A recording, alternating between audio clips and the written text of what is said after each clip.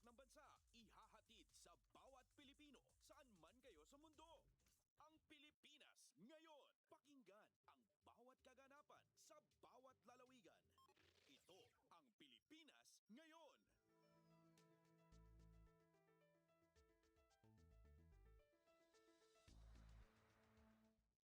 Magandang araw po sa ating mga tagapakinig. Welcome po ulit sa ating programang Ang Pilipinas Ngayon. Ito po ang inyong lingkod, Steph Vicente. Samahan niyo po ako sa kabuuan ng ating palatuntunan.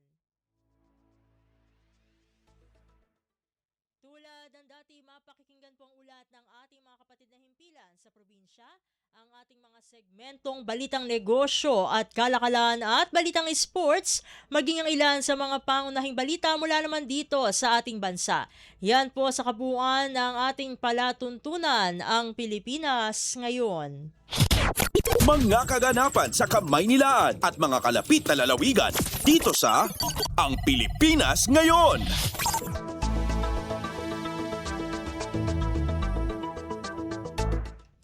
Sa mahalagang balita, pamilya ng tatlong estudyanteng nasawi sa Tacloban shooting incident makatatanggap ng tig 150,000 pesos na financial assistance, psychosocial assistance ipinagkaloob rin ayon sa Malacanang.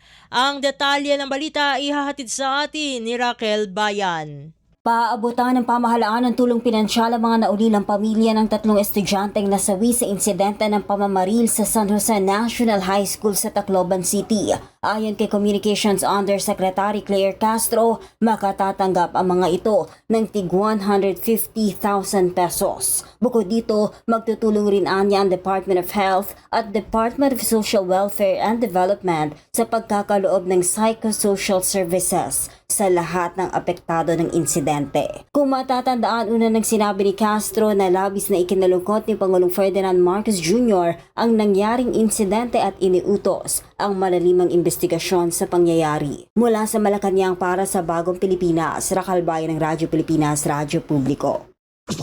Kumpleto, detalyadong balitaan, di papahuli sa mahahalagang kaganapan. Kamustahin ang inang bayan, ang Pilipinas ngayon.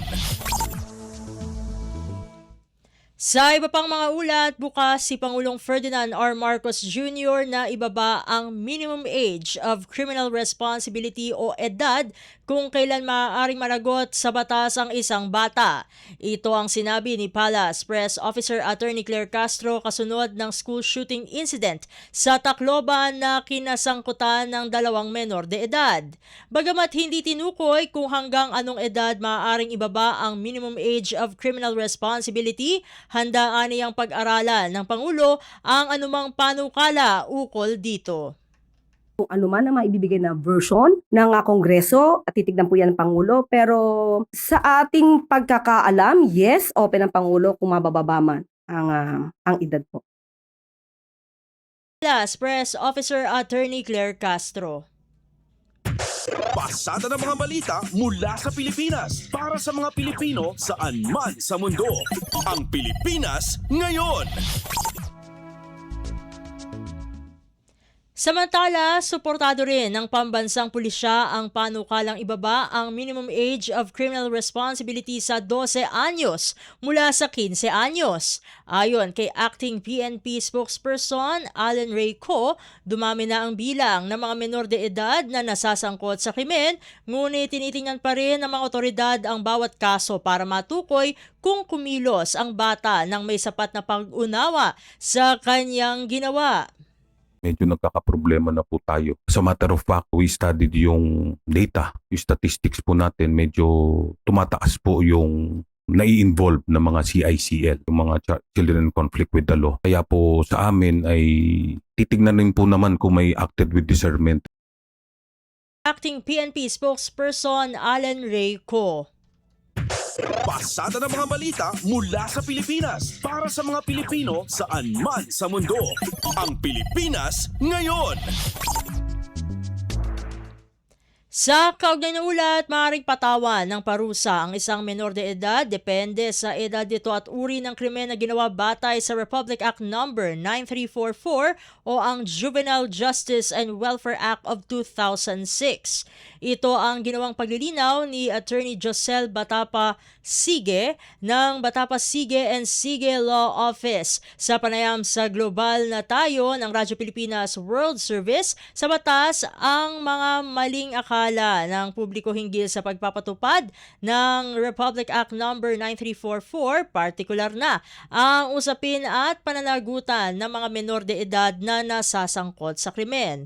Komprehensibong paliwanag ukol sa iba't ibang antas ng Minimum Age of Criminal Responsibility o MACR at sa prosesong kinakaharap ng isang Child in Conflict with the Law o CICL mula sa paunang pagsisiyasat hanggang sa paglalahad ng kaso sa korte. Binigyang diin ni Attorney Batapa Sige na lubhang mahalaga ang pagtukoy sa kalikasan ng kaso ng bata upang malaman ang kaukulang hakbang sa ipapataw ng batas. Ang sagot po doon is we actually need to understand the law and to qualify the answer. Kasi meron po tayong layers of ages or edad in terms of liability. And ang sinasabi po nating liability, it's differentiated between civil, administrative, and criminal and other liabilities, no? So ang atin po pag-uusapan today, I would assume na yung ating MACR, yung minimum age of criminal responsibility. Yun po ang napapag-usapan ngayon. Hindi po tayo pwedeng maka-generalize na wala ng pananagutan ang isang minor de edad. Kahit pa wala pa yung juvenile justice, may mga pananagutan na po yung mga minor de edad. Depende po sa kaso at paglalahad sa korte. Ayon sa kanya, may mga pagkakataong ang kaso ay nasa ilalim lamang ng administrative intervention kung saan ang pangunahing layunin ay paggabay, rehabilitasyon at pagbabago ng pag-uugali ng menor de edad. We talk of minimum age of criminal responsibility, tama po na 15 po yung ating sinusunod dito sa Pilipinas. And if we compare it with other countries, iba-iba po yun. Meron pong mga countries na as low as 10, as low as 12, meron na pong criminal responsibility. So dito po sa Pilipinas, dahil po sa RA 9344, naniniwala po yung Pilipinas sa pamamagitan ng ating mga mambabatas na importante ang tinatawag na restorative justice. Okay. Hindi po remunerative or punitive justice. Kinumpara niya ito sa konsepto ng punitive justice na maihahalin tulad sa prinsipyong mata sa mata, ngipin sa ngipin. Sa ilalim ng tradisyonal na sistemang ito, ang parusa ay nakatuon sa pagganti sa nagawang pagkakamali sa halip na sa paggaling ng individual. Lagay natin na edad sa batas is 15. Pero meron po yung mga nuances. Okay? So, first of all, pag 15 po, below 18, tinitingnan po natin yan kung meron siyang discernment. Alright. Okay? Yung talagang sinadya, yung talagang pinag-isipan, pinagplanuhan, yung sinabi mo, yung you know, yung premeditated, yung vicious mental thinking na talagang gagawin ko to at alam ko ang consequence nito. Yun po ang tinatawag natin na discernment. Ipinaliwanag din ng abogada na bagaman itinakda ng batas na 15 taong gulang ang MACR, hindi ito nangangahulugang otomatikong ligtas sa pananagutan ng isang bata. Masusing sinusuri ng mga otoridad kung ang menor de edad ay kumilos ng may discernment o may sapat na kamalayan at sadyang pagkaunawa sa tama at mali habang ginagawa ang krimen. Pinaalalahanan din ni Attorney Batapa Sige ang publiko na ang mga batang may edad na bababa sa 15 taong gulang ay walang criminal liability o pananagutang kriminal sa ilalim ng batas. Gayunpaman, hindi ito nangangahulugan na walang kahinatnaan ang kanilang ginawa. Sa halip na kulong, ang mga nasabing menor de edad ay inobliga na sumailalim sa diversion program sa pamagitan ng restorative justice. Layunin ng programang ito na panagutin ang bata sa pamagitan ng pag-aayos sa pinsalang na idulot sa biktima at komunidad nang hindi kinakailang dumaan sa formal at traumatikong proseso ng kulungan. Kumpleto, detalyadong balitaan, di papahuli sa mahahalagang kaganapan. Kamustahin ang inang bayan, ang Pilipinas ngayon.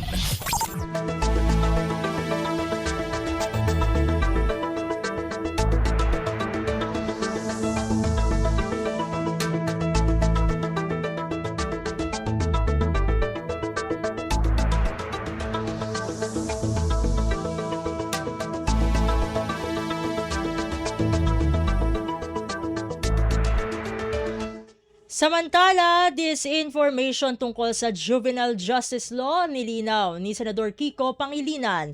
Ang kawangula at ihatid sa atin ni Nympha Asuncion.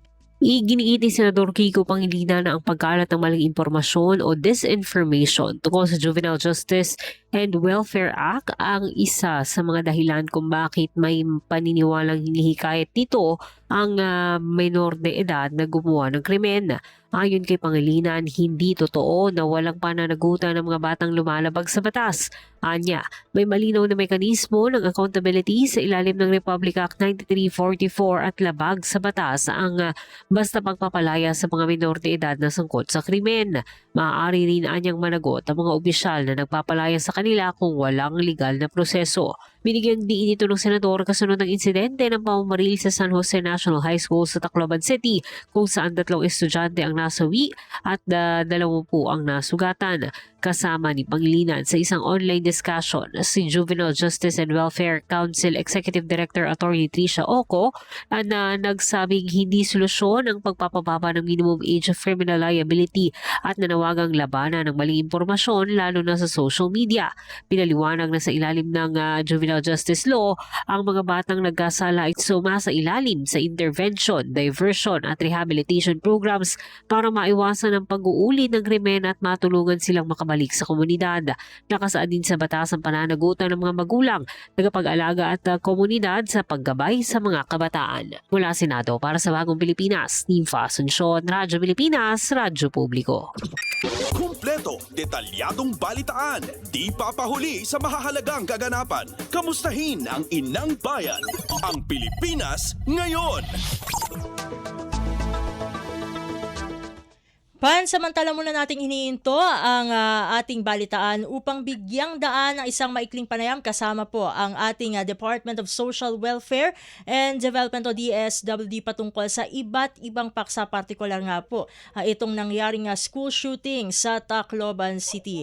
At kaugnay nga po niyan ay kasama na natin ngayon ang opisyal na tagapagsalita ng DSWD, walang iba kundi si Assistant Secretary Irene Dumlao. Asek Dumlao, welcome po ulit sa Ang Pilipinas Ngayon. Si Steph Vicente po ito ng Radyo Pilipinas World Service.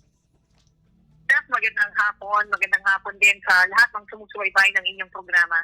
Maraming salamat po, Asek, sa muli niyo pong pagsama dito sa programa. Unang-una po sa lahat ay kaugnay nga po nitong pamamaril dito sa San Jose National High School sa Tacloban na ikinasawi po ng 3 estudyante. Ay nais po namin muna malaman kung paano po agad na tumugon ang DSWD upang matugunan ang pangailangan ng mga direktang naapektuhan ng insidenteng ito. Well, yes, Steph. Unang-una na sa ating bagidin na talaga tayong nalulungkot dito sa nangyaring insidenteng pamamaril sa Tacloban City. Kaisa po ng mga pamilyang naulila, pamilyang nasuktan, at the entire community, ang DSWD po. At talagang tayo ay nakikidalamhati. Sa katunayan nga po, agad po na nagpahatid ng social workers ang ating pong tanggapan sa mga pamilya. Nang sa gayon ay makapag-provide tayo ng immediate psychosocial first aid para matulungan sila sila sa kanila pong nararanasan, magkaroon ng incident stress debriefing, maunawaan po yung kanila pong mga nararamdaman, and matulungan sila eventually sa kanila pong healing process. Apart from that, SEP, of course, we've provided financial assistance to the families na namatayan, gayon din po yung mga nasugatan, nag-provide tayo ng burial assistance, likewise medical assistance. Hindi na po iisipin ng ating mga kababayan yung pong gagastusin sapagkat DSWD na po ang mamamahala dyan. Sila po ay hinikayat natin na mag-focus sa mga ibang pangangailangan ng kanilang mga pamilya at pagtitiyak na sila nga po ay maghilom mula sa insidente ito. Asek, sa gitna po ng matinding trauma na naranasan ng mga estudyante po at guro dyan sa San Jose National High School, ay paano po isinagawa po ng ating DSWD ang rapid assessment upang matukoy nga po ang agarang psychosocial at material na pangailangan nitong mga naapektuhan ng school shooting na ito? Ito ay talagang intervention ng DSWD, especially na yung insidente ay talagang nag-cause ng trauma, ng anxiety, ng pagkabahala, takot. Kaya instantaneously, we provided psychosocial first aid. Although this is not an overnight process, inumpisahan na po natin na sila i-counsel, kausapin. Kasi mahalaga na sa ganitong pagkakataon na napakalungkot yung pong naranasan, very tragic yung incident, mahalaga na may nakakausap po yung ating pong mga kababayan, lalong-lalo na yung mga naulila ng family members. Sapagkat hindi po inaasahan yung insidente and nobody is ready for such an event. Kaya nga po, mahalaga yung ginawa natin na agad-agad tayo nag-provide ng tulong. No questions asked, Steph. With this incident, bahagi ng ating talagang menu of services na ibinibigay, lalo na kapag may mga gantong traumatic experiences. Sa pakipagtulungan naman po ng DSWD with the Department of Education at syempre yung local government dyan sa Tacloban, ay paano po sinisiguro na tuloy-tuloy at organized ang pagbibigay ng suporta sa ating mga estudyante dyan at maging sa mga guro sa loob man at labas ng paaralan? Well, yes, this is a multidisciplinary approach. Ibig sabihin, hindi lamang po social workers ang nagbibigay ng tulong. There are also teachers, there are also psychologists, counselors, there are also faith-based organizations na tumutulong. Ang mahalaga kasi dito, lahat ng stakeholders ay nagbibigay ng assistance, especially for those who may have been affected mentally. In fact, nasa Tacloban City ngayon si Secretary Rex Gatchalian at kasama niya ang iba pang mga experts. Nang sa gayon, pati na ang JJWC, nang sa gayon nakapag-develop tayo ng isang plan that will really support the healing process of all those who have been affected. Asak, bukod po sa psychosocial support, ano pa po yung mga konkretong tulong ang tinitingnang ibigay ng DSWD sa mga pamilyang nawalan ng mahal sa buhay at maging dun sa mga sugatan from that incident? Well, gaya ng nabanggit ko, nakapag-provide na rin tayo ng burial assistance, ng medical assistance. Kasi sabi nga ni Secretary Rex Gatchalian, alinsunod na rin sa kautusan ng Pangulong Marcos Jr. na tiyakin natin na lahat ng tulong ay naipapabot sa ating pong mga kababayan. Sabi nga ni Sec, wag na pong isipin ng mga pamilya yung gastusin sa pagpapalibing, sa pagpapa-ospital, sapagkat kami na po ang bahala dyan. Kaya kahapon nga, nakapag-provide na tayo ng financial assistance. At sa pakipag-ugnayan po sa lokal na pamahalaan, ay paano po sinisiguro ng DSWD na walang maiiwang biktima, lalo na yung mga tahimik lamang po na hindi sila nakapag-express ng kanilang pinagdaanan o hindi agad lumalapit para makahingi po ng tulong? Well, yes.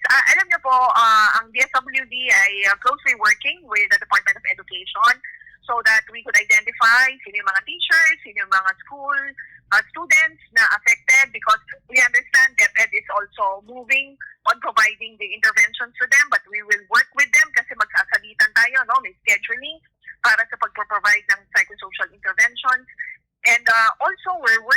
local government units.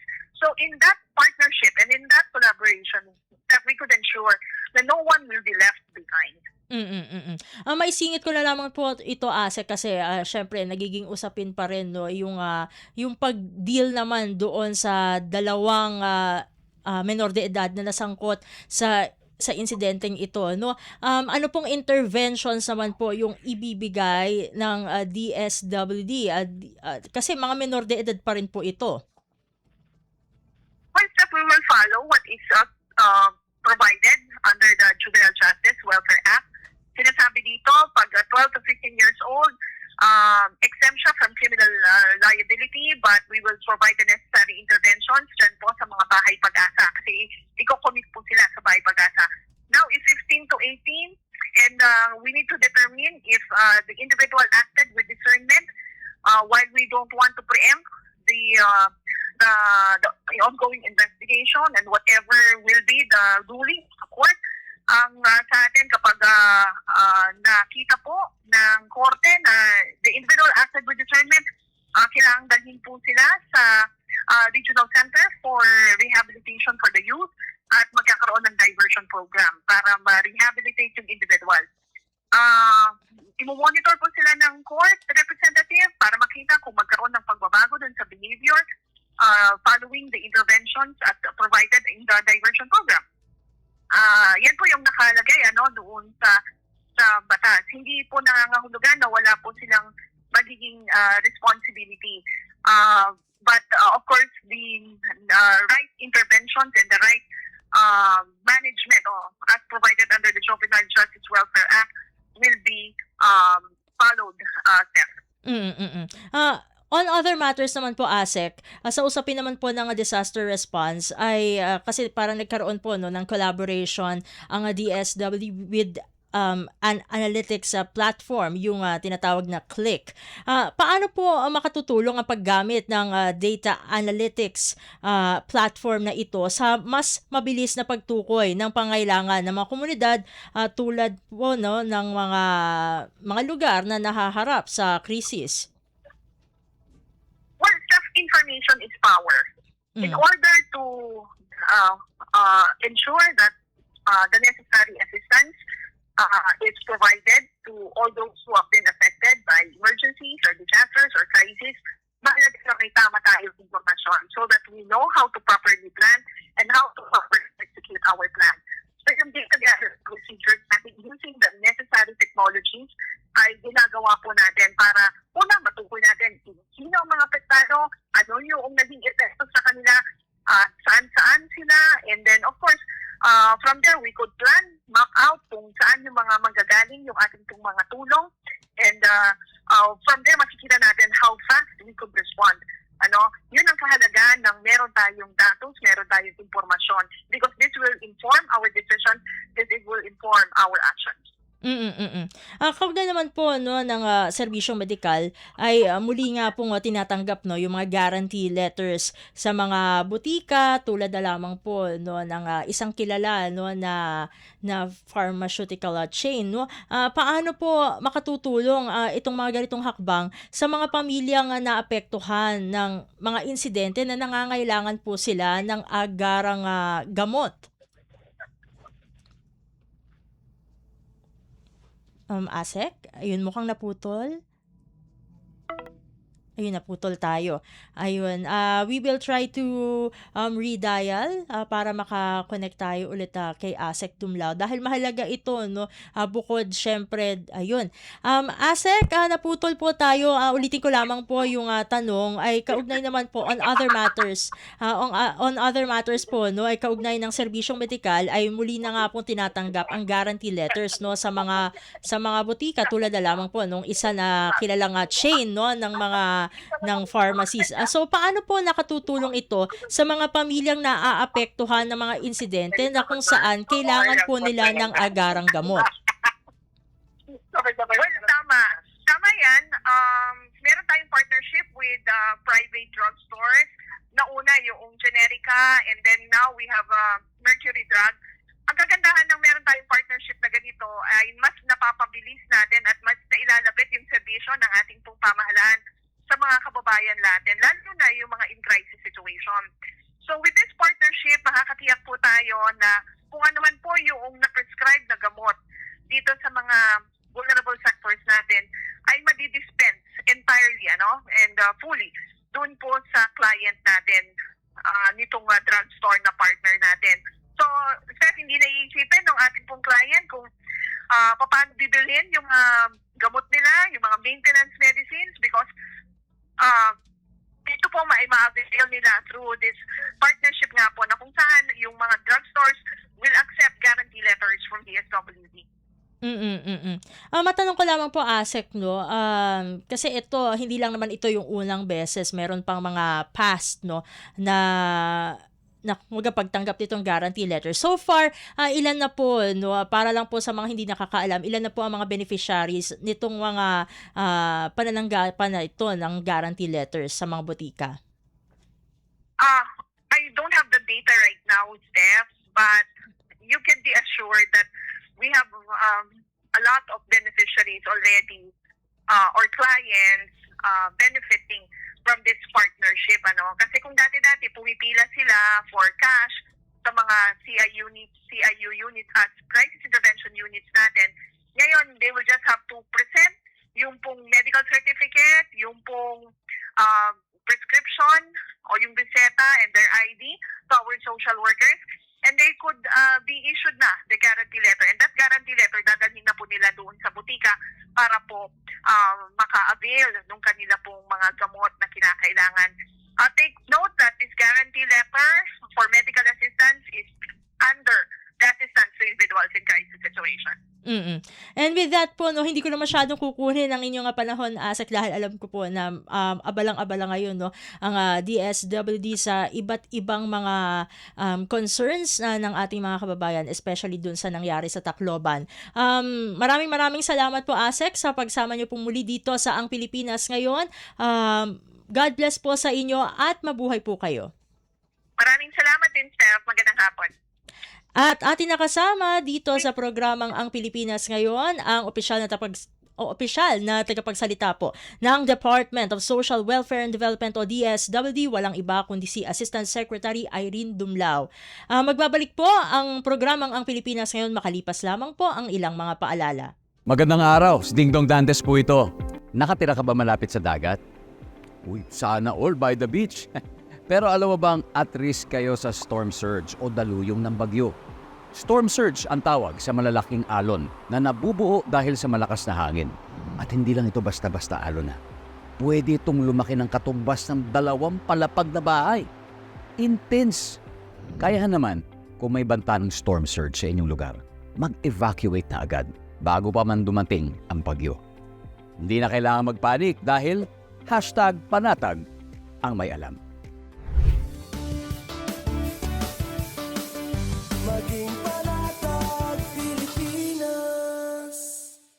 Mabilis ang trivia, dagdag talino. Heto na ang Dagling Kaalaman. Ngayong tag-ulan, kasabay ng baha ang banta ng leptospirosis, isang sakit na dulot ng bakterya mula sa ihi ng hayop, kadalasan mula sa daga. Narito ang mga dapat tandaan para makaiwas. Iwasang lumusong sa baha kung hindi kinakailangan.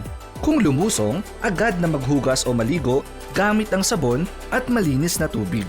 At kung may sintomas, agad na kumonsulta sa doktor para sa tamang gamutan. Protektahan ang sarili at pamilya. Iwas leptospirosis, iwas peligro. Stay safe, kabayan! Kaunting kaalaman na malaking dagdag talino. Abangan muli ang susunod na Dagling Kaalaman. At tayo nagbabalik na po sa ating programang Ang Pilipinas Ngayon. Ito pa rin po ang inyong lingkod, Steph Vicente. Para naman sa ikalawa nating panayam para sa araw na ito ay makakasama natin ang ating Department of Information and Communications Technology dahil meron tayong matatawag na milestone kaugnay ng ating eGov.ph super app dahil meron na itong mahigit 56 million downloads at 800 million transactions. Marami na po ito. No? Isa itong malaking milestone para sa naturang application. Kahit ang inyong lingkod ay gumagamit din ito. At kaugnay po niyan ay makakasama po natin ang Undersecretary for E-Government ng DICT. Walang iba kundi si Undersecretary David L. Almirol Jr.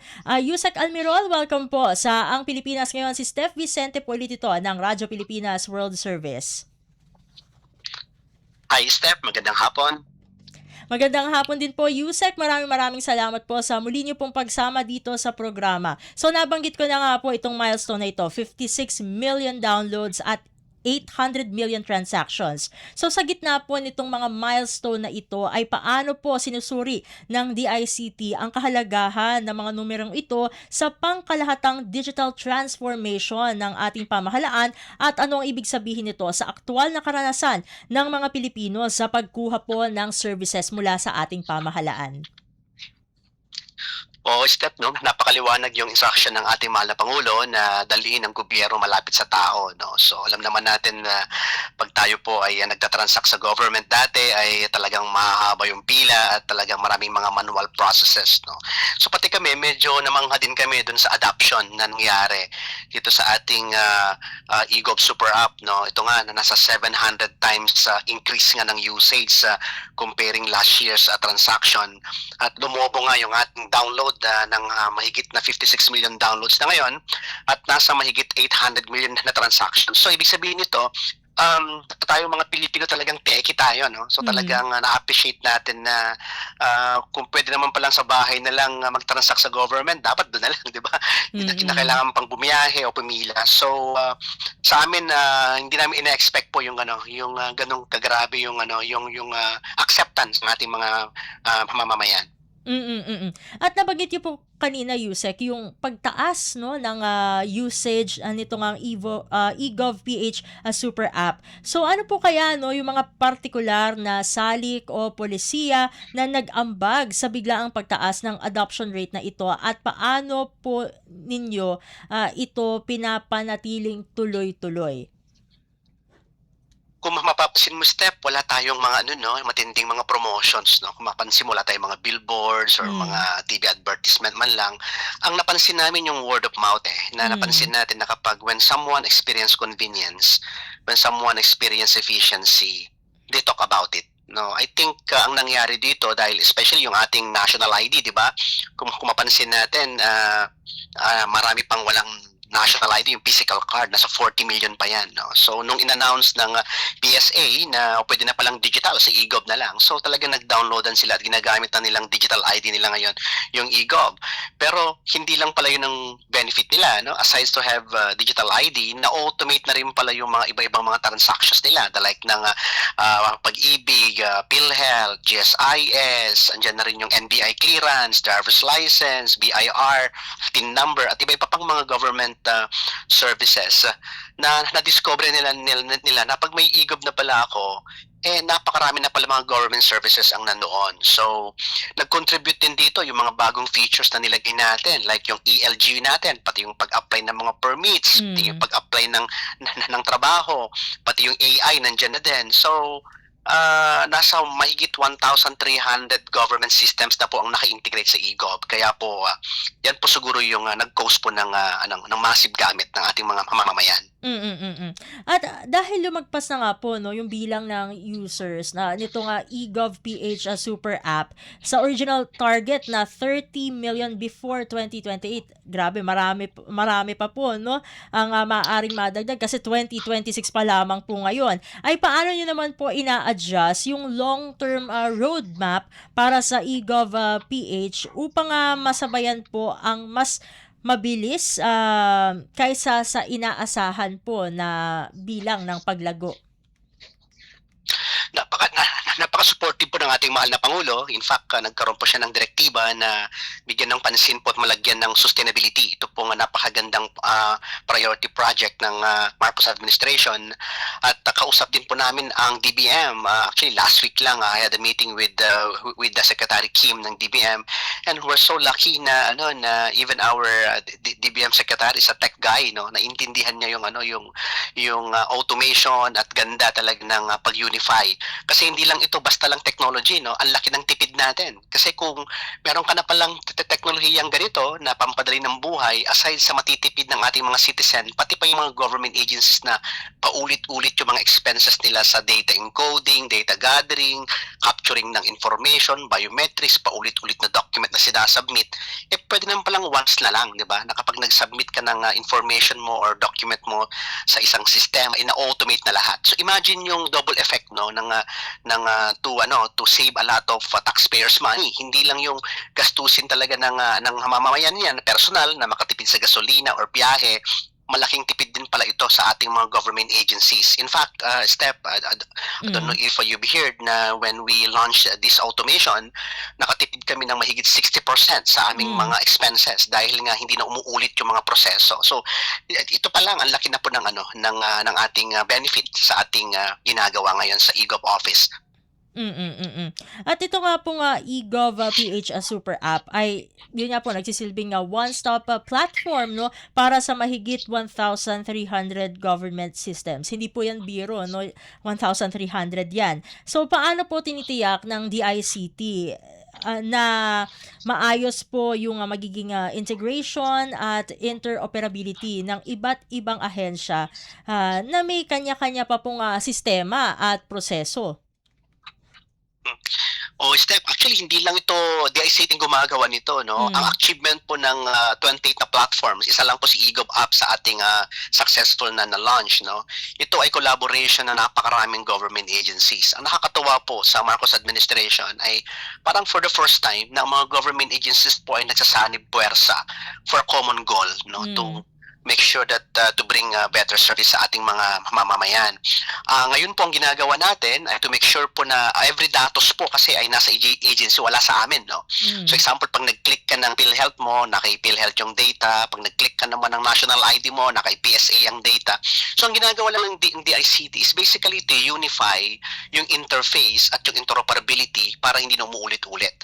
Pero ina-assistahan ho namin, no? Meron kaming proper po na guidance sa mga government agencies, how they could secure their data, how could they enhance their system. Kasi alam naman natin maraming mga lumang-luma pang mga sistema yung government agencies. So tinutulungan namin sila, we're assisting them, we're guiding them kung ano yung gagawin para makapag-integrate sila seamlessly sa ating sa eGov Super App natin. So it's not I know a one man's job or a one agency job, no, itong ginagawa natin. So isang interagency collaboration para we're able to make things hindi man perpekto po ito, no. Sinasabi natin, no, marami pong mga challenges yan na aming pinagdadaanan din, no. Pero ang nakikita namin dito sa dami po ng government agencies na nagkasanib puwersa ngayon para po mabigyan ng mas maayos na sistema ang ating mga mamamayan, ito po yung nagiging success story natin.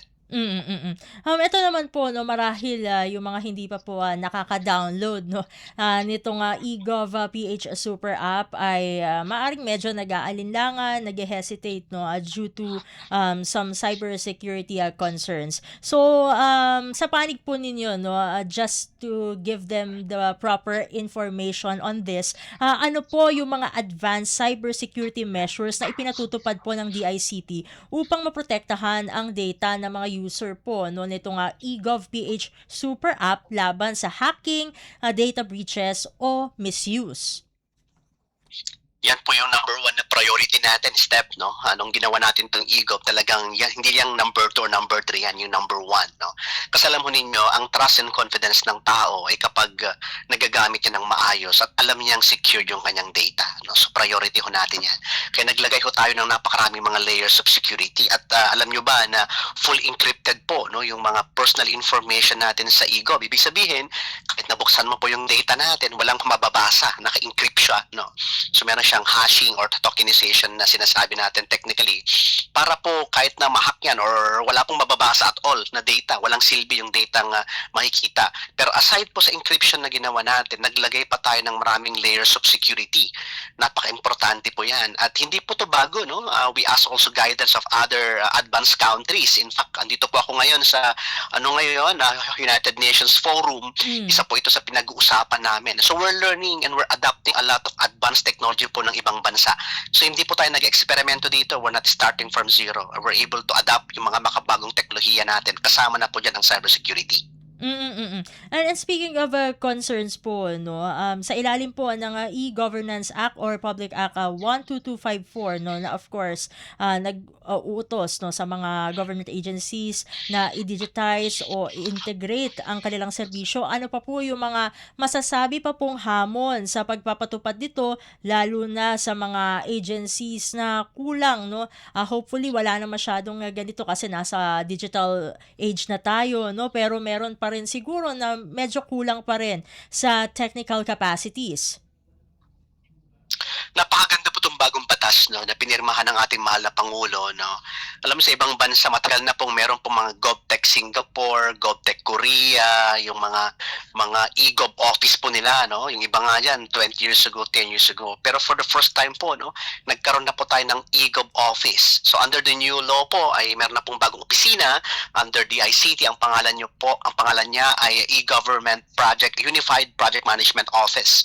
So napakaganda po ng laman ng batas na ito, no, na layunin nito na ma-simplify ang mga proseso at para maiwasan na rin yung mga doble, triple o quadruple na mga gastusin ng gobyerno. Kasi nga ini-implement na po natin yung tinatawag po na once only policy saka cloud first policy. So ito pong mga standardization na ito, ang laki po ng tulong nito, no? At unti-unti na pong na-appreciate siya ng ating mga government agencies. Part din po ng laman ng batas ay para po matulong, para marami din pong mga IT professionals na mag-join sa government. In fact, ito ko yung inaayos ko po talaga ng maigi step, no. Alam niyo naman, ang baba ng sweldo po, no, sa kapag nag-join ka sa government, especially kung IT ka, mas gustuhin mo pa na mag-join sa private kaysa government. So sino ang magme-maintain ng mga nasimulan natin? Yung sustainability ng ating mga nasimulan. So ang pangarap natin ay kapag naipatupad na po itong bagong batas na to, sana po ay marami na ng mga IT professionals na mag-stay sa government at ituloy yung ating mga nasimulan. Marami pang laman po yung ating batas na yan at marami pa kong mga good provisions ng batas na yan na i-implement natin. Hindi lang simplification, standardization.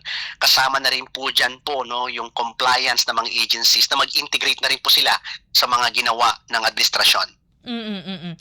Bagamat mabilis po, no, yung digital adoption na USEC, marami pa rin po yung mga Pilipino na walang access or hindi masyadong digitally literate po, no. Paano po tinutugunan, no, ng DICT ang digital divide upang masigurong hindi mapag-iiwanan po, no, yung mga nasa remote areas o yung mga marginalized sectors po natin dito sa bansa? Napakagandang tanong po yan at hindi pa natin po ginagawang anti-poor ang technology, no? Kaya po ang e-Gov, ginagawa po ng DICT rin ang part ng innovation po at integration natin ay naglalagay tayo ng mga free wifi, no, projects po sa mga liblib na mga lugar. Ito po yung mga public areas, mga munisipyo, mga public school, just in case na wala po talagang connectivity, they can go to those free wifi sites, no. Number 2 naman, yung mga talagang hindi po sila embedded or kumbaga technically incapable sila of using technology, walang cellphone or walang connectivity or talagang hindi po sila makagamit talaga ng technology. Meron pong bagong mukha ang e-Gov po, no. Ito yung tinatawag po na e-Gov Servicio Center naman. Physical one-stop shop naman ito, step, no. Physical one-stop shop. Pag pupunta ka po sa San Juan o kaya sa Cebu, meron na pong dalawang branch po ang e-Gov Servicio Center. Pagpunta mo sa lugar na yon, nandun na po lahat ng government agency in one place. Imagine mo, in one building, nandun na po ang PhilHealth, Pag-ibig, PNP, NBI, lahat na po ng government agencies para wag ka na pong pumunta pa sa iba-ibang mga lugar. Kumbaga, ang e-Gov ngayon, meron tayong e-Gov Super App na virtual one-stop shop or online one-stop shop. Meron naman po tayong e-Gov Servicio Center na physical one-stop shop naman po yan sa ating mga kababayan naman na hindi po marunong gamit ng teknolohiya.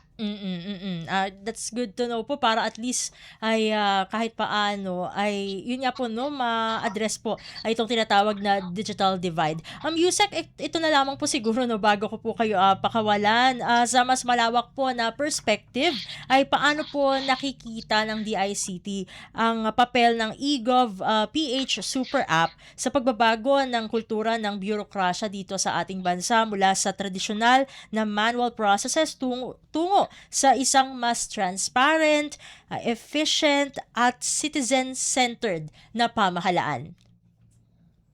Alam mo ninyo, hindi po to dapat kami nagsasabi, no? Ang ginagawa lang po talaga ng gobyerno ay gawin ang kanyang trabaho at bayaan nating maramdaman ng tao. Ako po mismo ay experience ko po yan. No? The more na pinipilit mo ang Pilipino or mga mamamayan na gumamit ng isang bagay, kung hindi naman nila nararamdaman yung talagang benefit nila, ay walang silbi ho yun. So ito po siguro yung napakagandang learning din namin po sa eGov office under DICT, na when people experience convenience and efficiency, when people see the government is working for them, na talagang ang gobyerno ay binabawasan niya yung mga pila or nawawalang red tape dahil nga wala na pong physical transaction, nawawalang korupsyon kasi nga wala na yung doble-dobleng mga gastos natin at napakamahal na binabayaran nating mga services. Dito po magsisimula yung tinatawag na trust and confidence to the government. So it's the people who will decide. We just need to make them experience that. No? Yan po yung ating priority. Another one din siguro na learning din namin ay for the first time na hinitingala tayo ng ibang bansa ngayon. At alam mo ho, nakakatuwa. No? Alam nyo, noong 2022, ang baba ng ranking natin sa digital governance. No? Rank 80th tayo. No? Out of 178 countries, ang baba ng ranking natin. No? Pero noong 2024 at nilaunch natin po at pinesent natin sa United Nations ang eGov app at iba-ibang mga platform, nag-jump tayo to rank 49. Imagine mo sa ating online services index, 31 na bansa ang nilampasan natin. 'Di ba? As a Pilipino, nakaka-proud din no na hindi lang tayo pang local at tayo din ay tinitingala na ngayon in a global community na how we're giving better services to our people. So by saying that for us and our team po, syempre may konting inspiration din kaming nare-receive no at patuloy pa kaming magkatrabaho at to make sure na madagdagan pa ng mga iba-ibang mga government services na pampagaan po ng buhay nating lahat. Hindi lang po sa atin to, pati sa mga susunod na henerasyon. And with that po, maraming salamat po Yusek for joining us again dito sa Ang Pilipinas Ngayon. Sa ulitin po, God bless po at mabuhay po kayo. Thank you, Steph. God bless also. Maraming salamat po. At ating nakasama dito sa pangalawang panayam natin sa edisyong ito ng Ang Pilipinas Ngayon, ang Undersecretary for E-Government ng Department of Information and Communications Technology o DICT, walang iba kundi si Undersecretary David L. Almirol Jr. Tayo babalik na sa ating balitaan. Sa iba pang mga ulat, congressional inquiry sa Tacloban shooting at Cavite stabbings. Inihain ng Manila Solon sa Kamara. Ang detalye na balita ihatid naman sa atin ni Melanie Valdos Reyes. Kasunod ng malagim na pamamaril sa isang paaralan sa Tacloban City, nanawagan si Ako Bicol Party List Representative Alfredo Garbin Jr. na agad na rebyuhin ang batas sa pananagutan ng mga menor de edad at patawan ng mas mabigat na parusa ang mga pabayang may-ari ng baril. Ayon kay Garbin na isa sa may akda ng Anti-Bullying Act of 2013, ang trahedya sa San Jose National High School ay hindi dapat palampasin na lamang bilang isang lumipas na balita, kundi dapat maging mitya ng tunay na pagbabago ng batas. Anya bagamat maganda ang layunin ng Juvenile Justice and Welfare Act of 2006 na protektahan ang mga bata, binigyan diin ng mambabatas na may nakakatakot na trend ngayon kung saan ginagamit na itong panangga ng mga kabataang may sapat na pag-iisip at alam ang tama at mali. Bukod sa pananagutan ng kabataan, iginiid din na Garbin ang paghihigpit sa mga may-ari ng armas. Kaugnay nito, formal na hinimok ni Garbin ang kanyang mga kasamahan sa Kongreso, ang mga otoridad at ang mamamayang Pilipino na magkaisa upang baguhin ang batas na ito upang matiyak na hindi na mauulit ang insidente. Para sa Bagong Pilipinas, Melanie Valdos Reyes. Radyo Pilipinas, Radyo Publiko. Pasada ng mga balita mula sa Pilipinas para sa mga Pilipino saan man sa mundo. Ang Pilipinas ngayon. Samantala, National Bureau of Investigation o NBI iniimbestigahan na rin ang nangyaring pamamaril ng isang estudyante sa Tacloban City. Ang kawangulat ihahatid naman sa atin ni AJ Ignacio. Iniimbestigahan na rin ng National Bureau of Investigation o NBI ang nangyaring pamamaril ng estudyante sa San Jose National High School sa Tacloban City.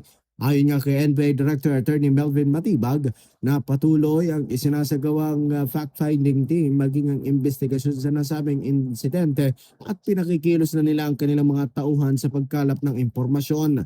Muli naman siniguro ng NBI na mas pabibilisin na nila ang investigasyon maging ang resulta nito. Mula pa rin dito sa National Bureau of Investigation sa lungsod ng Pasay para sa Bagong Pilipinas, AJ Ignacio ng Radyo Pilipinas, Radyo Publiko. Kumpleto, detalyadong balitaan, di papahuli sa mahahalagang kaganapan. Kamustahin ang inang bayan, ang Pilipinas ngayon. Sa iba pang mga ulat,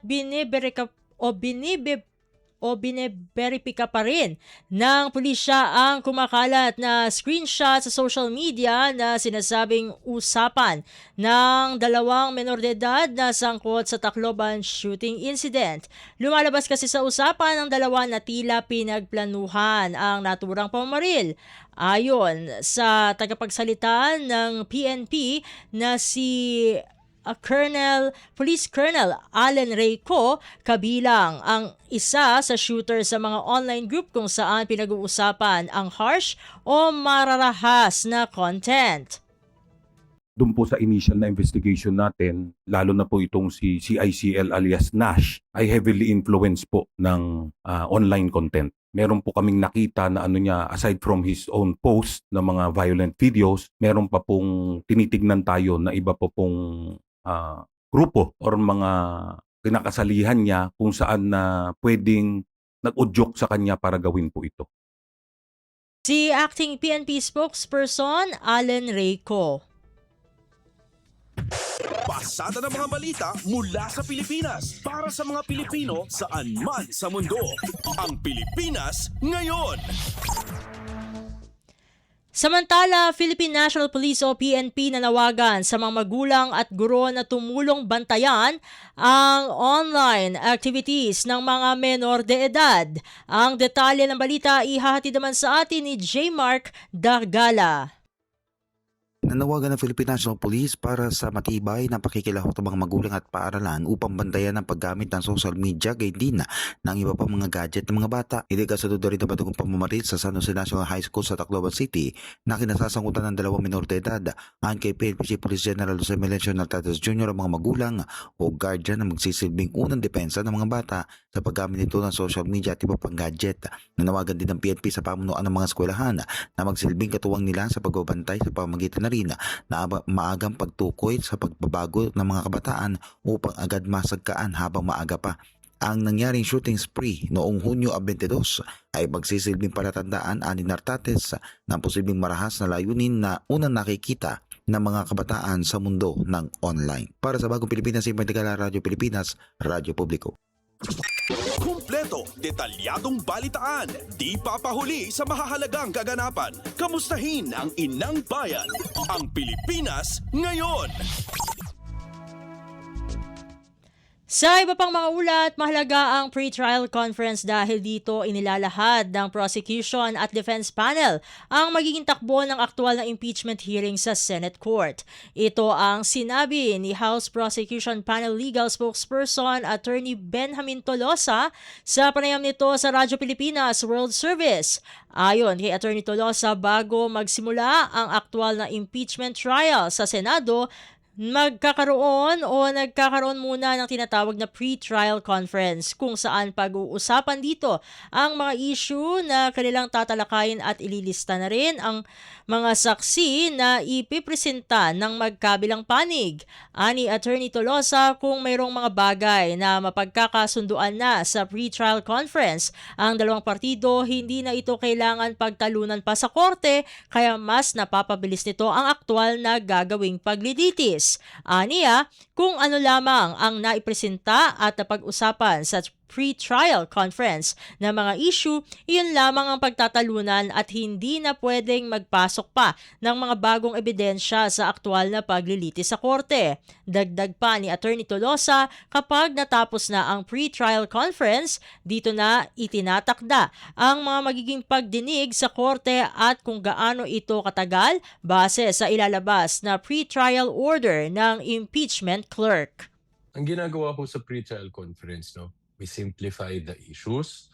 So nag-agree ho. Ano ho ba ang mga issues na pagtatalunan during trial? Importante ho ito dahil kung hindi ho kasama dun sa issues na na-define during pre-trial, hindi ka na pwedeng magpresenta ng ebidensya ukol dito during trial.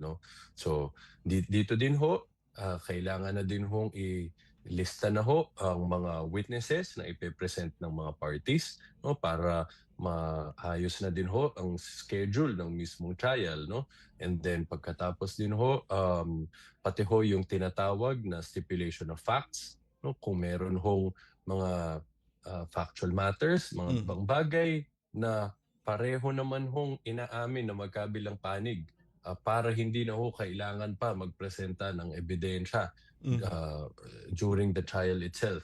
Makakapagpabilis po ito. House Prosecution Panel Legal Spokesperson Attorney Benjamin Tolosa. Pasada ng mga balita mula sa Pilipinas para sa mga Pilipino saan man sa mundo. Ang Pilipinas ngayon.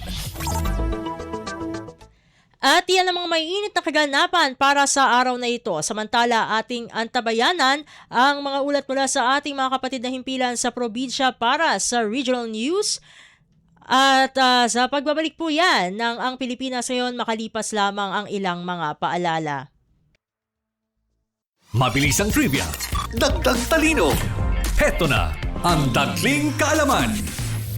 Ngayong tag-ulan, kasabay ng baha ang banta ng leptospirosis, isang sakit na dulot ng bakterya mula sa ihi ng hayop, kadalasan mula sa daga. Narito ang mga dapat tandaan para makaiwas. Iwasang lumusong sa baha kung hindi kinakailangan. Kung lumusong, agad na maghugas o maligo gamit ang sabon at malinis na tubig. At kung may sintomas, agad na kumonsulta sa doktor para sa tamang gamutan. Protektahan ang sarili at pamilya. Iwas leptospirosis, iwas peligro. Stay safe, kabayan! Kaunting kaalaman na malaking dagdag talino. Abangan muli ang susunod na Dagling Kaalaman.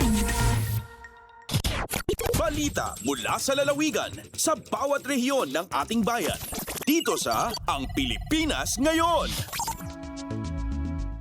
Nagbabalik na po ang ating programang Ang Pilipinas Ngayon at narito na ang bugso ng ating mga regional news. Dumako muna tayo sa rehiyon ng Luzon. Lokal na pamahalaan ng Labrador, Pangasinan na isdang tapusin ang paggastos ng milyon-milyon sa pagtatapon ng basura nito sa pamagitan ng pagtatayo ng sariling landfill. Narito ang ulat ni Roel de Guzman mula sa Dagupan. Gabay lang sumpalan na lokal ya gobyerno na balay na Labrador at luyag na Pangasinan so panggastos da na milyon-milyon at panagmantak labat na basura na balay kada taon. Aya dyan pa na maglay na plano na LGU yung mampaalagay ya sarili dan modernized municipal sanitary landfill ang pianwalalay pangyakaran na basura na kokolekta da at nanduruman ang barangay. Ayang plano at binantungtungan dyan first semester Municipal Solid Waste Management Board meeting ya dinauluan ng Labrador Mayor Noel Uson kaiba si Engineer Mika Mislang sa Menro Designate na balay. Unong at si Mayor Uson say gabay da para at balin na Labrador at say pangmabayagang solusyon para at malinis ya kalibar-libar da. kaiba mga sari apan tungtungan at board meetings so karang pondo na mendro are na awat ya pangkabat na bitan opisina tan LGU na napo ng January 2026 tan are untumbok ya plano para at mas manakap ya pan-asikaso at basura na balay. Manlalapod Radyo Pilipinas Dagupan, Shaq Romualdo Guzman para Radyo Pilipinas World Service. Balita mula sa lalawigan sa bawat rehiyon ng ating bayan. Dito sa Ang Pilipinas Ngayon. Inyong napakinggan ang ulat ni Romualdo Guzman mula sa Dagupan. Punta naman natin ang Bontoc, hindi pa kumpirmado kung African Swine Fever o ASF ang sanhi ng pinakahuling pagkamatay ng ilang baboy sa Sagada habang pinaigting na ang mga hakbang sa seguridad. Ang kabuang ulat ihahati naman sa atin ni Donna Kawis Balyo. Saan pa'y akumpirmado no African Swine Fever wenno ASF ti rason iti kamaudyan anatayan dagiti daduma ataraken a baboy ijay Sagada Mountain Province. Iti interview iti Office of the Provincial Veterinarian inbaga ni Dr. Josephine Dawan nga awan pa'y iti pinal a kumpirmasyon manipod iti laboratorio no ASF ti nang apektar kadagiti baboy a naipadamag ijay Sagada. Ngam sigon iti record, dagiti na i-report anatay a baboy ket nagpositibo iti rapid test para iti ASF ngam inlawlawag ni Dawan asaan a makaanay ti rapid test tapno maikeddeng a kaso ti ASF takasapulan latta iti opisyal a laboratory confirmation. Inayon na a posible met adaduma asaksakit kas iti cholera wenno sa balipay asakit dagiti baboy tigapuna iti papatay dagitoy. Kabayatan na in palagip ti OPV kadagiti mannalon nang runa kadagiti agtartaraken iti baboy ken publiko kanayon nga surutan dagiti biosecurity measures ken aganad iti panaggatang ti karne ti baboy nang runa numagapo iti sabali a lugar. Manipod dito di ZRA Bontoc saon ang Donna Kawis Balyo para sa Radyo Pilipinas World Service. Balita mula sa lalawigan sa bawat rehiyon ng ating bayan. Dito sa Ang Pilipinas Ngayon. Inyong napakinggan ang ulat ni Donna Kawis Balyo mula sa Bontoc. Pumunta naman tayo sa Tabuk. Sustainable Tourism, iminungkahi ng Department of Tourism o DOT sa Cordillera sa pamagitan ng kanilang Regional Director na si Jovita Ganongan. Ang detalye ng balita ihahatid naman sa atin ni Renzi Joaquin. Kasapulan iti Sustainable Tourism Program iti maysa nga lugar tapno makatulong iti pagbiyagan iti umili ken lugar nga pagnaudan. Dahito iti inpakamo ni Department of Tourism Regional Director Jovita Gamongan kabayatan iti may kasangapulo ket siyam atawen nga founding anniversary iti syudad nga Tabuk iti Kalman. Kunana nga iti turismo ket sanla nga may panggap iti napintas nga lugar no di kasapulan amang tedmat dayto iti pagsapulan dagiti umili, proteksyon iti taglawlaw, preserbasyon dagiti natural a kinabaknang, seguridad ken dumapay. Dinakamat na pay nga masapul nga naidumduma wenno unique iti maypay nga tourism packages wenno services kadag iti bisita kas itinabak ng akultura, sala, musika, tourist attractions ken dadumapay.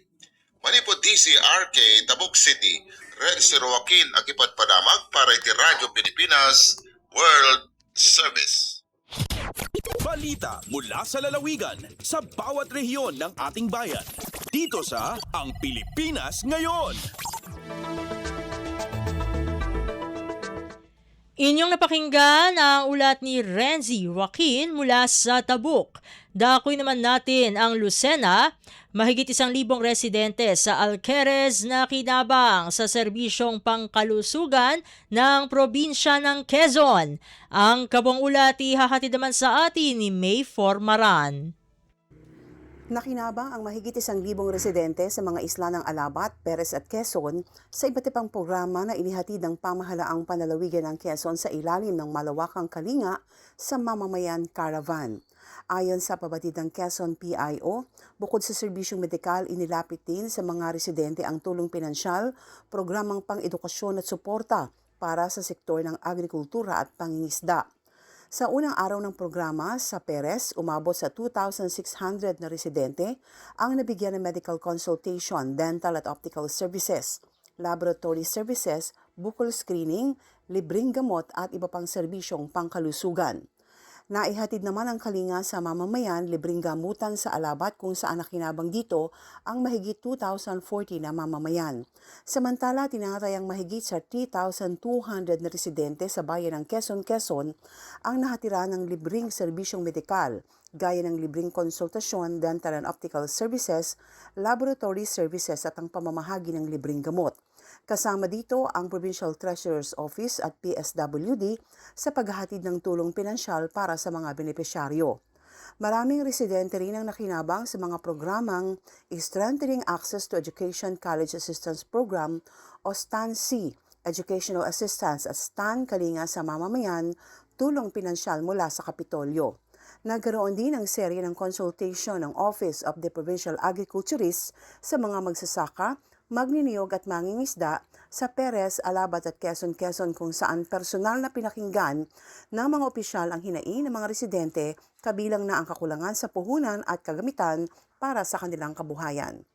Para sa World Service, May Formaran, Radyo Pilipinas, Radyo Publiko. Balita mula sa lalawigan sa bawat rehiyon ng ating bayan. Dito sa Ang Pilipinas Ngayon. Inyong napakinggan ang ulat ni May Formaran mula sa Lucena. Dadako naman tayo sa Palawan. 5 natatanging municipal treasurers sa Palawan kinilala. Ang detalye ihahatid naman sa atin ni Goody Sarsagat. Tawan pagsaludo ang gobyerno ng Palawan ang 5 ka mga municipal treasurers nga ang pakita ikakaibang pagganap andang mga obligasyon sa dagong dia sa natabong awarding ceremony sa City Asturias Hotel tigi sa siyudad ang Puerto Princesa, Palawan.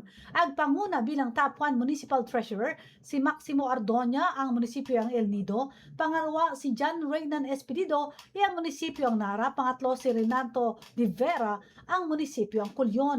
Nabulda Matabangay ang Brooks Point ang pangapat nga pwesto, Ellen Mansul ang munisipyo ang Rizal ang ikalimang pwesto. Ang ingbasihan ang pagkilala sa mga importanteng pamantayan kabilang ang annual target versus gross collection, prompt remittance ng provincial share, punctuality of submission of reports, attitudes, behavior, working relationship. Dawat ang parangal anda Acting Regional Director Dennis Cunag ang Bureau of Local Government Finance o BLGF, Memaropa, Provincial Treasurer Lino Mondragon, kadingan ang buwat nga training workshop on local revenue collection. Alindigi sa Puerto Princesa City, Palawan, Goody Sarsagat para sa Radyo Pilipinas World Service. Balita mula sa lalawigan sa bawat rehiyon ng ating bayan. Dito sa Ang Pilipinas Ngayon.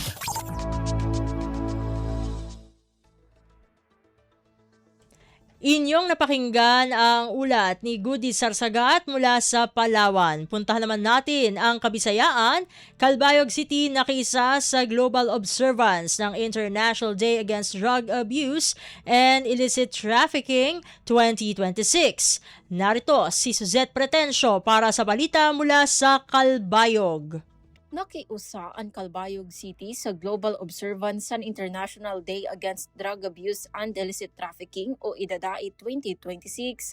Ginpahigayon ang community gathering kakulop Hunyo 23 sa Barangay Bagakay Covered Court nga may tema World Drug Problem, Persisting Issues, New Challenges, Innovative Responses. Ginpangunahan ni Mayor Raymond Uy ang aktibidad kundiin iya ginpabagatan ang padayon nga commitment sa syudad kontra drug abuse, pinaagi san mas marig-on nga barangay initiatives, interagency collaboration ngan mga bag-o nga pamaagi nga angay sa lokal nga sitwasyon. Sumala kan Mayor Uy ang pagkontra sa illegal nga droga, diri la responsibilidad sa gobyerno kundi usa nga kolektibo nga misyon sa mga ahensya, pamilya, kabataan ngan komunidad.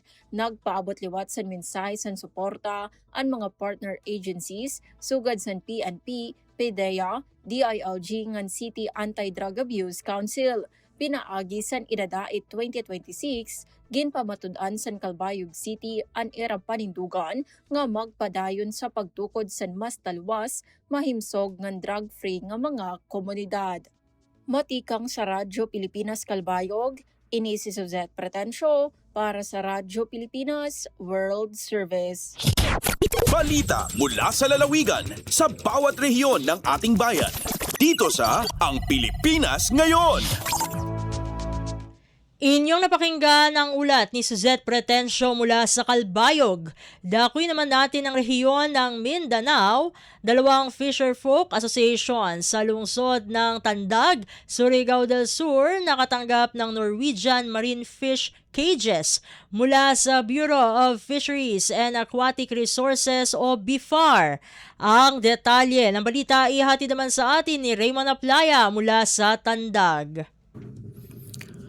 Opisyal nga gitunol sa Department of Agriculture, Bureau of Fisheries and Aquatic Resources o DA-BIFAR, kabag ang City Agriculture Office dinhi sa siyudad sa Tandag, ang duha ka unit sa HDPE, Norwegian Marine Fish Cages, ngadto sa duha ka Fisherfolk Associations. Kinisip dugang panghinabuan o kabahin sa padayong paningkamot sa gobyerno sa pagpalig-on sa seguridad sa pagkaon o malungtarong pagpalambo sa aquaculture industry. Ang matag fish cage package naglakip sa usa ka unit sa Norwegian Marine Fish Cage, 10,000 fingerling sa bangus o 400 kabag sa feeds. Amang proyekto nagkatidad sa kapin 2.3 million pesos. Kini nga inisyatiba nagpakita sa walay hunong nga suporta sa gobyerno pinagi sa mga malungtarong programa sa pangisda o sa pagsiguro sa saktong pagdumala o pagpalambo sa aquatic resources alang sa kaayuhan sa mga lokal nga mangingisda. Gikan sa Radyo Pilipinas Tandag, kini sa Raymond Aplaya alang sa Radyo Pilipinas World Service. Balita mula sa lalawigan sa bawat rehiyon ng ating bayan. Dito sa Ang Pilipinas Ngayon. Inyong napakinggan ang ulat ni Raymond Aplaya mula sa Tandag. Dadako naman tayo sa Hulo. 1,102nd Brigade nagsagawa ng ICS DRRM orientation para sa disaster response readiness. Ang kabuang ulat ihahatid sa atin ni Nurida Salip Julkiram. Pia kusugpa sa 1102nd Infantry General Brigade in pagtakaman nila kapag sambaga sininda Ginis Haramala kaagis in pagpaon sin Incident Command System atau ICS Iman Disaster Risk Reduction and Management atau DRRM a headquarters sa dito Barangay Bualuk sin Kakapunyaon June 23, 2026. Yagdiran ini sina mga kasundaluhan ng 21st Infantry Battalion, 101st IB, 1104th IB bilang pagpalawak pa sin panghati nila tungod sa disaster response, emergency management, iban coordination, hadukang-dukang upis sin parinta. Magdunon 1102nd Infantry Brigade, bahagi di sa binisin pagtakaman nila, magadurunggo-dunggo na inter-agency exercise sa min pagguhanan sin Western Mindanao Command. Masiin matuyo sin Nasabot Brigade hawat mapakasugpa, inakapadlayan nila, tungod sa security, humanitarian assistance, disaster response operations haduang-duang lual halupasuga dengan RP Holon dito sa Jukiram para Radyo Pilipinas World Service. Balita mula sa lalawigan sa bawat rehiyon ng ating bayan. Dito sa Ang Pilipinas Ngayon.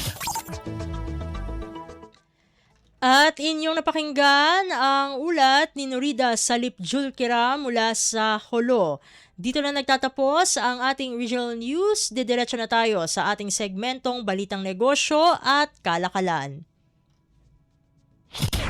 Lagay ng ekonomiya, kalakalan, negosyo at iba pa. Atin ang alamin dito sa Ang Pilipinas Ngayon.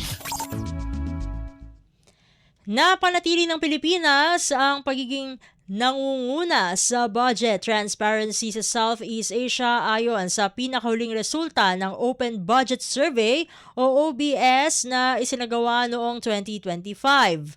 Ang OBS ay isang pandaigdigang pag-aaral na sumusukat sa antas ng transparency, accountability at pakikilahok ng publiko sa budget ng 86 na bansa. Sa naturang survey, pumwesto ang Pilipinas sa ika-10 sa buong mundo na may fiscal transparency score na 76 mula sa 100. Ikalawang beses na itong nakamit ng bansa matapos ang unang pagkilala noong taong 2023. Ipinapakita ng resulta ang patuloy na pagsisikap ng pamahalaan na maging bukas at responsable sa paggamit ng pondo ng bayan. Ang OBS ang kinikilalang nag-iisang independent na pagsusuri sa budget accountability ng mga central government sa buong mundo na pinangunahan ng International Budget Partnership.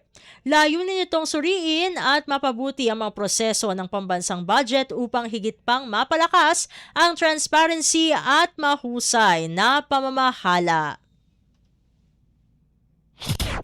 Lagay ng ekonomiya, kalakalan, negosyo at iba pa. Atin ang alamin dito sa Ang Pilipinas Ngayon.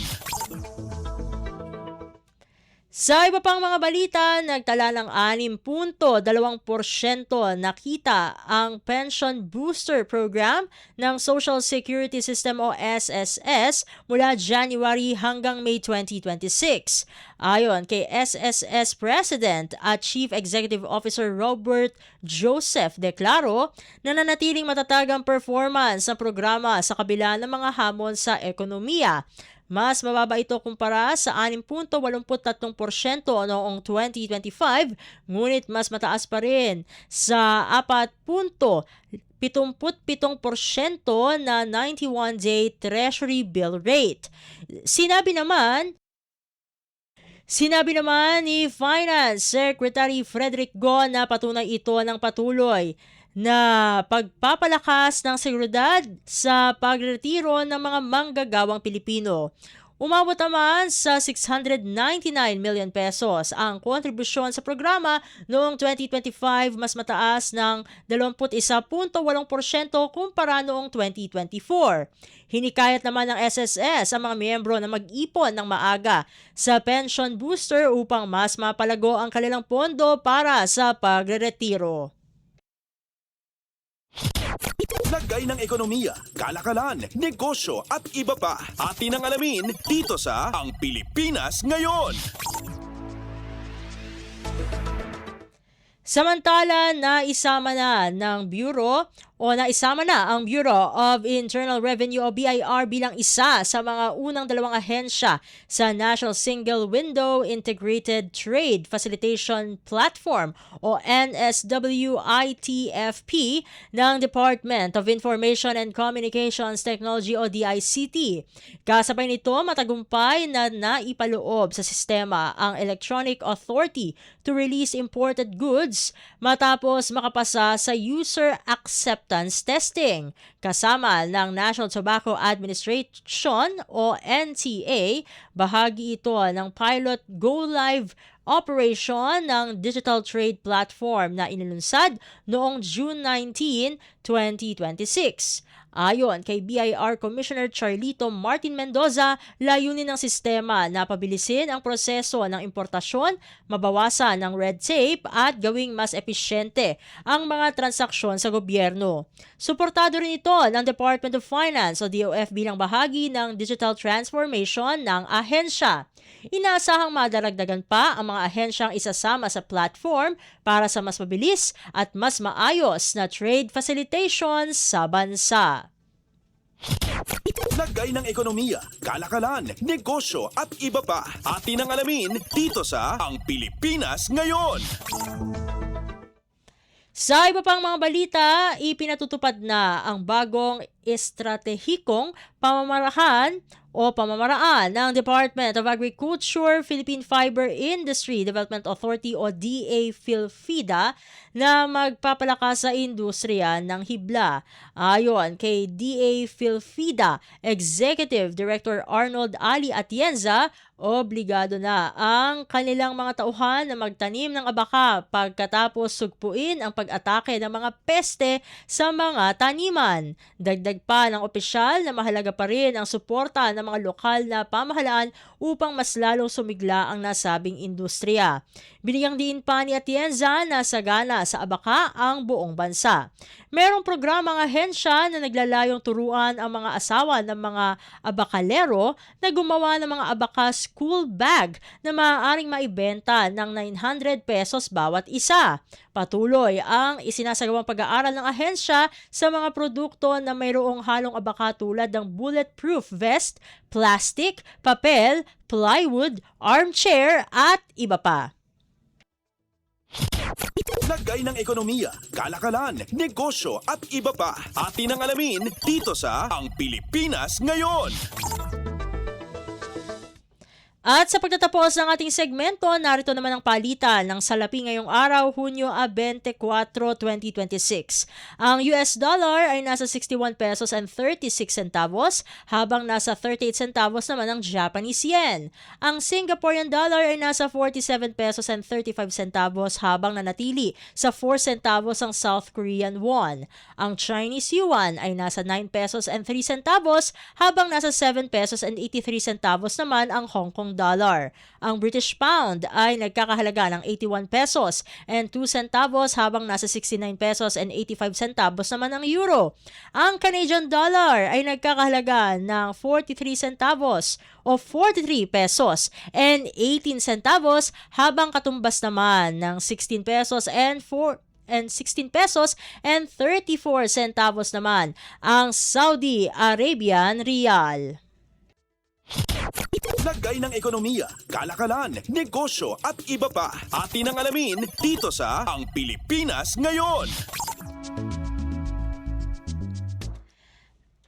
At dito na nagtatapos ang ating segmentong Balitang Negosyo at Kalakalan para sa araw na ito. Magpapasalamat na tayo sa ating mga nakasama sa studio na sina Milo Jonella, Susan Aison, Hiro Lucero, Justin Osias at Anthony Pimentel.